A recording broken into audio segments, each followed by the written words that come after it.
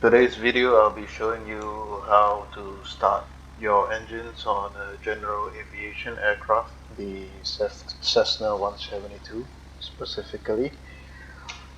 So in my hands right now you can't see, but I am actually referring to a checklist. Using your checklist is a very good habit and practice that you should always adhere to when you're flying in real life. You can adopt this practice when you're going through your simulator for your realism. A checklist should always be used no matter how familiar you are with your aircraft, no matter how many times you've flown using the same aircraft or using the same route. And it should be verbalized even if you are flying alone. So the first thing that we are seeing on the checklist is the before engine start checklist. And the first item is your pre-flight exterior checks, which would include things like the empennage, which is the body of the plane, just basically checking that everything is secure, the elevator and rudder is free and secure, antennas are okay, your right and left wings, the wing tips, the edges, uh, checking the nose, your engine oil, your props and your spinners are okay, checking that your static port is open,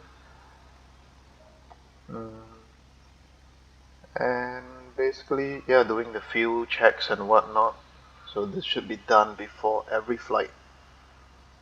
Even if you are the person who has last used the aircraft the day before, the night before, 1 hour ago, always go through your checklist. So assuming that is done, you can uh, open the doors and climb in.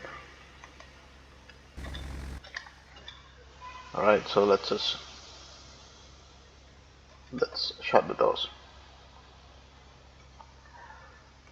So the next item on the list is your seats. Your seat belts and your harnesses are on. So just check that yours is on and make sure your passengers are all having their seat belts. So once that is done, let's move to the next item, which is your fuel shut-off valve and fuel selectors. So your fuel shut-off should be set to open and your fuel selector should be set to both tanks. This allows you to select whether to draw fuel from your left tank, your right tank, or from both tanks. So based on the checklist, let's set it to both. And your avionics switch is set to off. In this case, it is, let's see, it is behind the steering column, so yeah. So this is off. And that all electrical equipments are off. Your radios, your autopilot, your lights are off. And check that your circuit breakers are all in. So in real life, these circuit breakers will actually pop out when there is a fault, when the circuit is broken. So what you do is just to push them back in, and if there is no further faults, it will stay in. If it pops out again, it means that the equipment in which it is supplying its current to has some problems and you should have it checked or replaced. And the next item on the checklist is your brakes, your parking brakes. So it should be set like this. And we've come to the last item of your before engine start checklist. So we shall verbalize before engine start checklist complete. So let's move on to starting your engine. The first item would be your mixture. Make sure it's set to full rich, which is all the way in. Your carburetor heat is off. Your battery master is on, and this is actually the red switches over here. Just push it. Come on, push it. Ah, yeah. Just push it on. And your beacon light should be on. And this would actually warn people around your aircraft to steer clear from you because you're about to turn your engines on. And to prime your fuel as required, Let's assume it's not required. Somebody else is starting up their engines. You can hear. Where are they?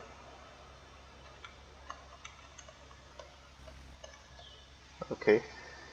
And your throttle is set to 1/8 of an inch in, so something like maybe somewhere here. And that your prop area is clear. So you can just pop back out, just make sure there's nobody hanging around there waiting to have the hitch chopped off. And in real life, you should have your windows open and you shout clear prop, just to have make sure that any child, any foolish human being standing around can just scram. And after having shouted clear prop, you just push your key to start. Yeah.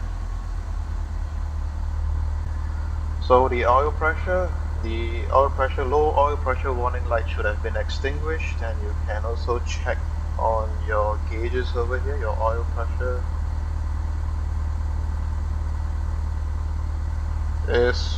should be preferably in the green, maybe after warming up. And right now you can turn on your avionics switch, so everything should be on. Radios on and set accordingly to your ground frequency.